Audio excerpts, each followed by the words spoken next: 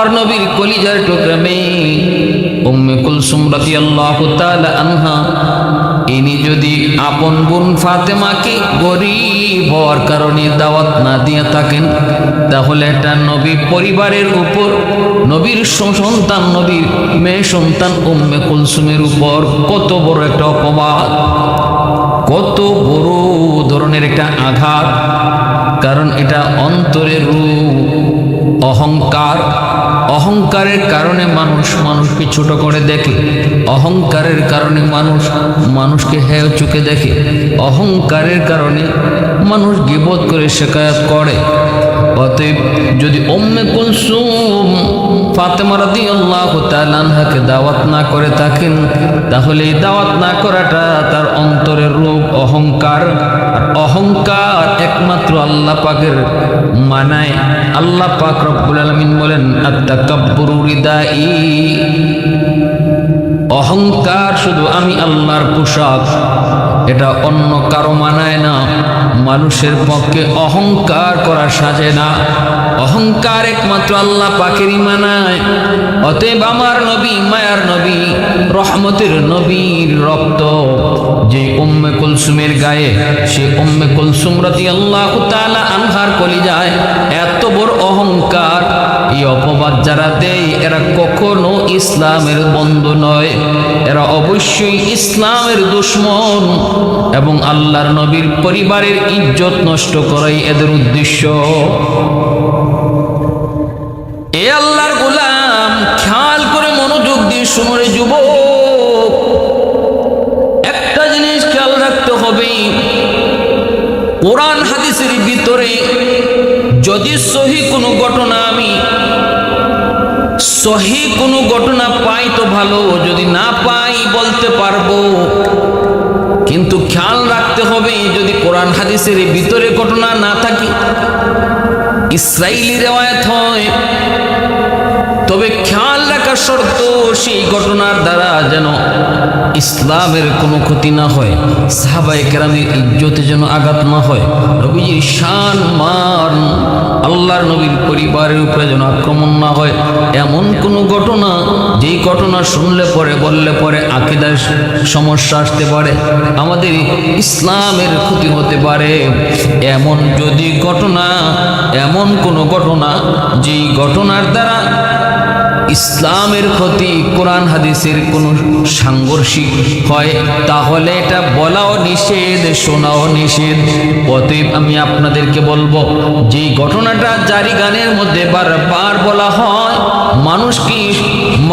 সাধারণ মানুষের মনের ভিউ নেওয়ার জন্য, মানুষকে দুর্বল করার জন্য, যে ফাতেমা গরিব এজন্য উম্মে কুলসুম ধনী হয়ে তারা দাওয়াত দিলেন না, এই ঘটনা কওয়ার দ্বারা আল্লাহর নবী পরিবারের উপর আক্রমণ, ইসলামের উপর আক্রমণ। অতএব এই ঘটনা বলাটাও নিষেধ, শোনাটাও নিষেধ। কেউ যদি এর উপরে ঈমান আনে, কেউ যদি এই ঘটনা বিশ্বাস করে, তাহলে তার ঈমানও চলে যাওয়ার সম্ভাবনা রয়েছে।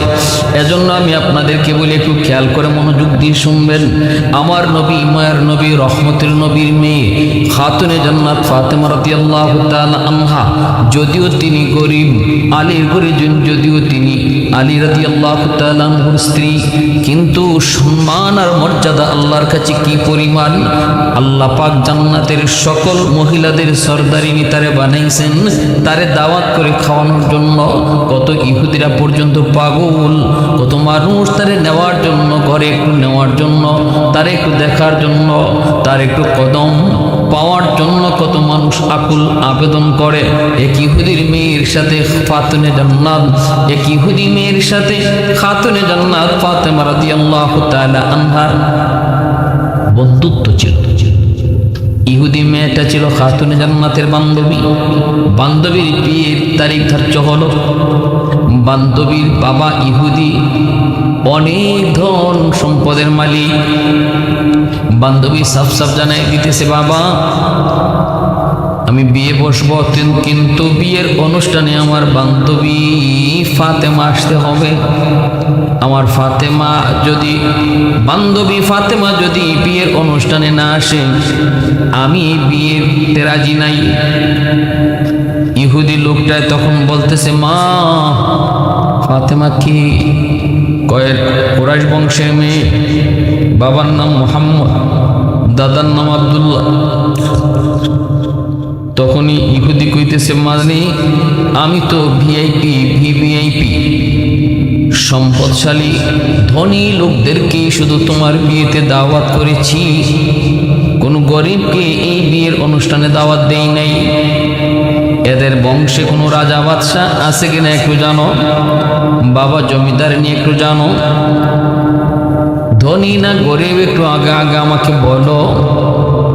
ইহুদি মেয়েটা একটু, বাবা ধনী হতেই পারে না, আমি আমার বান্ধবী ফাতেমাকে দেখেছি পরনে এমন জামাও পরেছে যেই জামায় একাধিক তালি লাগানো। বাবাই কয়, মা এমন যদি হয় আমার ইজ্জত নষ্ট করবি না, আমি ধনীদের পরিবেশে এমন একটা গরিব মেয়েকে কখনো দাওয়াত করতে পারি না।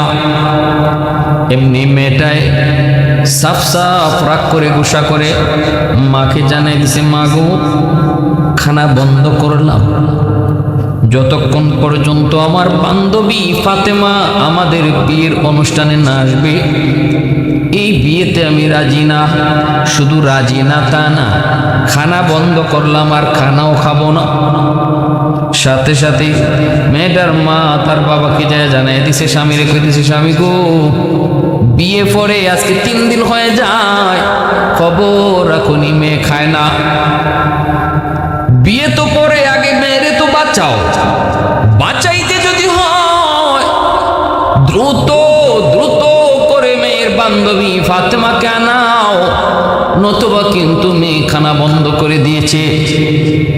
এই কথা বলতেই বাবা মেয়েটার কাছে এসে বলতেছে, মা ঠিক আছে বুঝলাম সে তারা ধনী না তারা গরিব, কিন্তু একটু খবর নিয়ে দেখো তাদের বংশে কোনো রাজা বাদশাহ ছিল কিনা, বংশে কোনো জমিদার ছিল কিনা।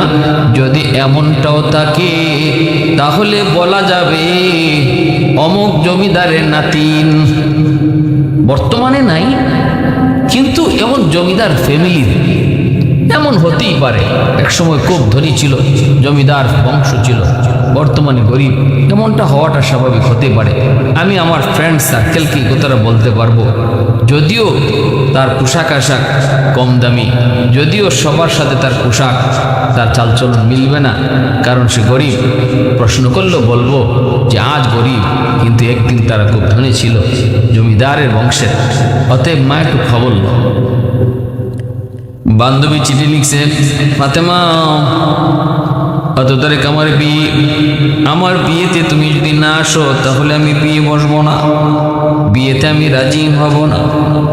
বান্ধবী তোমাকে আসাই লাগবে, কিন্তু আমার বাবা জানতে চেয়েছেন তোমাদের বংশে কোনো রাজা বাদশাহ ছিল কিনা, তোমাদের বংশে কোনো রাজা বাদশাহ বা জমিদার ছিল কিনা একটু বলো। খাতুনে জান্নাত ফাতেমা রাদিয়াল্লাহু তাআলা আনহা, আল্লাহর নবী, রহমতের নবী, মায়ার নবী, আমার আপনার নবীর কাছে যায় দেখালেন। এই চিঠিটা দেখানো মাত্রই নবীজি বলতেছেন, মারি জবাব দাও, বলে দাও আমার বাবা বাদশাহ নন, আমার দাদাও বাদশাহ নন, কেউ জমিদার নন, কিন্তু আমার বাবা তিনি কে জানোনি? দুনিয়ার সকল বাদশাদেরকে যিনি বাদশাহ বানায়, দুনিয়ার সকল জমিদারকে যিনি জমিদার বানায়, সেই মালিকের বন্ধু হলেন আমার বাবা। নাম হলো মুহাম্মাদুর রাসূলুল্লাহ, উপাধি হলো রাহমাতুল লিল আলামিন। যেখানে আল্লাহর নাম সেখানে মুহাম্মাদুর রাসূলুল্লাহর নাম, যেখানে যতটুকু এরিয়া নিয়ে আল্লাহর খুদাই, ততটা এরিয়া নিয়ে আমার আপনার নবীর নবুয়ত। সুবহানাল্লাহ। আল্লাহ পাক রব্বুল আলামিন কয়, ওয়ারাফা'না লাকা যিকরাক, বন্ধু আমি তোমার নামকে উঁচু করব, তোমার নামকে আমি উঁচু করব। করছেনই তো আল্লাহ, কেমনে করছেন? জিব্রাইল আমিন মায়ের নবীকে এসে বললেন, আল্লাহর নবী কথা সাহাবায়ে কেরামদেরকে শুনাইলেন। সাহাবায়ে কেরাম বললেন, নবী গো কেমন করে আল্লাহ পাক আপনার নামকে উঁচু করলেন? আল্লাহর নবীকে আমি জিব্রাইলকে জিজ্ঞেস করেছি। জিব্রাইল কই নবীকে আমি আল্লাহকে জিজ্ঞাসা আসি। আল্লাহর জিজ্ঞাসা এসে কয় নবীকে আল্লাহ বলছেন যেখানে আল্লাহর নাম উচ্চারণ হবে সেখানে মুহাম্মাদুর রাসূলুল্লাহর নাম উচ্চারণ হবে। বাংলার জমিনে আজানের মধ্যে মুয়াজ্জিন আল্লাহর নাম উচ্চারণ করবে, সাথে সাথে মুহাম্মাদুর রাসূলুল্লাহর নাম উচ্চারণ হবে। আল্লাহু আকবার, আল্লাহু আকবার, আশহাদু আল্লা ইলাহা ইল্লাল্লাহ, আশহাদু আন্না মুহাম্মাদুর রাসূলুল্লাহ। দেখেন আল্লাহর নাম আছে, নবীজির নামও আছে। তাকবীর, তাকবীর দেওয়ার সময় সেখানেও আল্লাহর নাম, নবীর নাম। নামাজের মধ্যে আল্লাহ পাকের নাম, নবীর নাম। জানাজার ভিতরেও আল্লাহর নাম, নবীর নাম। সর্ব জায়গায় আল্লাহ পাক কয় বন্ধু যেখানে আমার নাম সেখানেই তোমার নাম। পৃথিবীতে এমন কোন জায়গায়, এমন কোন সময় বাদ যাবে না যেই জায়গায়, যেই সময়টাতে পৃথিবীতে এমন কোন একটা সময়, এমন কোন একটা সেকেন্ড বাদ যায় না যেই সময়টাতে আল্লাহর নামের সাথে আমার আপনার নবীর নাম উচ্চারণ হয় না। তাকবীর মে কালমা মে নামাজো মে আযামে, तकबीर में कलमा में नमाजों में यज़ा में है नाम इलाही से मिला नाम मोहम्मद, है नाम इलाही से मिला नाम मोहम्मद। फरमाते हैं आदम को मुझे खुल्द तरी में लिखा हुआ तो बाब मिला नाम मोहम्मद, लिखा हुआ तो बाब मिला नाम मोहम्मद। महबूब ने कहा सल्ले अला नाम मोहम्मद, आंखों की जिया दिल की जिला नाम मोहम्मद, आंखों की जिया दिल की जिला नाम मोहम्मद। এজন্য আল্লাহ পাক রব্বুল আলামিন কয় বন্ধু তোমাকে तमाम জগতের জন্য আমি আল্লাহ রাহমাতুল লিল আলামিন বানিয়ে পাঠাইছি। আমি আল্লাহ রব্বুল আলামিন আর তুমি হলে রাহমাতুল লিল আলামিন। ওমা আরসালনাকা ইল্লা রাহমাতাল লিল আলামিন। খাতুনে জান্নাত বলতেছে বান্ধবী আমার বাবা কোনো বাদশা নন, আমার দাদাও কোনো জমিদার নন, কিন্তু দুনিয়ার সকল বাদশাদেরকে যিনি বাদশা বানান, জমিদারকে যিনি জমিদার বানান, সেই মালিকের বন্ধু হলেন আমার আব্বা, নাম হলো মুহাম্মাদুর রাসূলুল্লাহ। আমি তোমার বিয়েতে আসব, আমি তোমার বিয়েতে আসব। চিঠি আইসা পৌঁছা মাত্রই ইহুদি মেয়েটা বাবাকে চিঠিটা নিয়ে দেখাইল, বলতেছে আব্বা এই যে আমার বান্ধবী চিঠির উত্তর দিয়েছে, আমার চিঠির উত্তর দিয়েছে। লোকটা বলতেছে তার আত্মীয় স্বজনের ভিতরে কেউ কি রাজা বাদশা ছিল নি?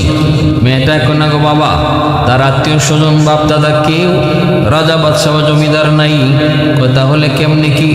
কয় না, তবে সে বলছে দুনিয়ার সকল রাজা বাদশাকে যিনি রাজা বানায়, বাদশা বানায়, সেই মালিকের বন্ধু হলো তার বাবা, নাম মুহাম্মাদুর রাসূলুল্লাহ। আর বলেছে সে এই অনুষ্ঠানে আমার বিয়েতে আসবে। ঠিক আছে, এইবার ইহুদি লোকটাও মেনে নিল। কয় ঠিক আছে রে মা, একটু বলিস যেন একটু ভালো কাপড় চোপড় পরে আসে, কারণ এখানে অনেক দামি দামি লোকরা আসবে, অনেক ধনী ধনী লোকরা থাকবে, একটু ভালো কাপড় চোপড় পরে যেন আসে। এইদিকে সকালবেলা খাতুনে জান্নাত তিনি বিয়ের অনুষ্ঠানে যাবেন, কিন্তু কি কাপড় পরে তিনি যাবেন এত বড় অনুষ্ঠানে? আল্লাহর নবীকে বললেন বাবা গো আগামীকাল আমি আমার বান্ধবীর বিয়েতে যাব, কিন্তু কি কাপড় পরে যাব, কি পোশাক পরে যাব? আল্লাহর নবীকে মা অপেক্ষা করো।